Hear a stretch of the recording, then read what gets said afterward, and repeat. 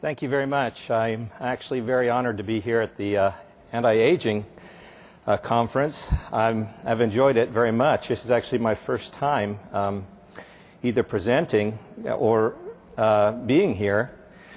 I've enjoyed it because it seems like this is the kind of group that will take these emerging technologies that are coming out of the scientific field and are not afraid to apply them in their practice. And so I was very pleasantly surprised with this. I was very happy also to hear Dr.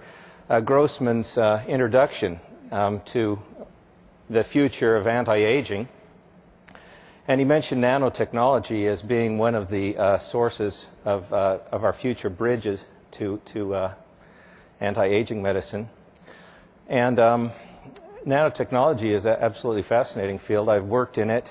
He actually only talked about possibly the tip of the iceberg of the things that are actually coming up in that field.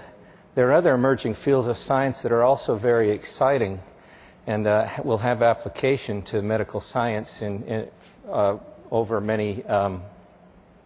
many years. However, I'm here to talk about a whole field of science that is emerging. It's called redox signaling and regulation. This is a growing field of science. It's very exciting. There are several books being written on the subject. My favorites there are Redox Biochemistry by Ruma Banjari, Antioxidant and Redox Regulation of Genes, is a compilation of scientific papers, peer-reviewed, on the subject, and you can go down the list. There's a journal actually devoted only to redox signaling. It's Antioxidant and Redox Signaling Journal. You can look that one up. And of course, all over the world, there are many conferences also that are focusing in on this area of science. In fact, every major university now has a department that is doing research in this. There are hundreds of papers coming out. I can't possibly read them all. So why is everyone so excited then about redox signaling? Redox signaling is fundamental and universal to all processes of life. And I'm serious when I say that. It's present in prokaryotic primitive organisms, in eukaryotic organisms. It's present in plants. It's part of the innate immune system of almost every complex organism that exists. And these little redox signaling molecules, which I will introduce to you a little bit later on, are caused to mediate several multiple cellular defense and repair and replacement mechanisms. I'll just mention a few of them. DNA repair, antioxidant regeneration cycles, oxidative stress. In fact, these redox signaling molecules are the components of oxidative stress, and they do a lot of signaling.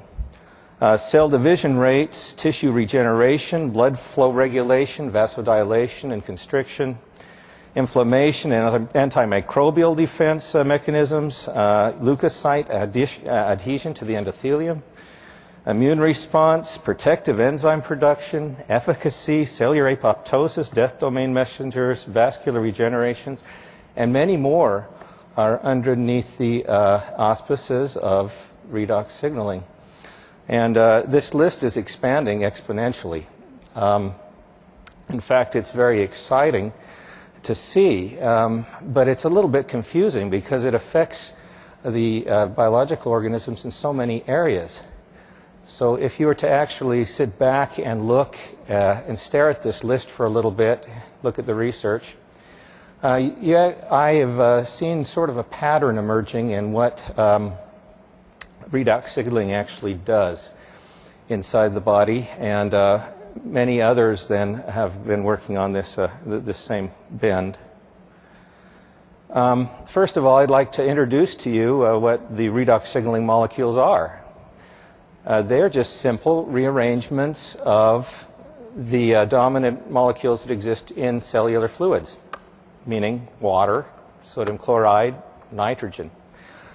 Now, the body, via many different kind of mechanisms and enzymes and in electron donation processes, will take these simple molecules and then rearrange them to form reactive molecules.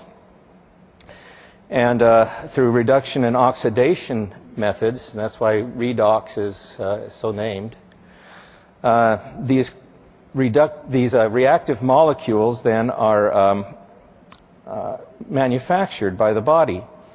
Hydrogen peroxide, many of you know, is very bioactive and chemically active.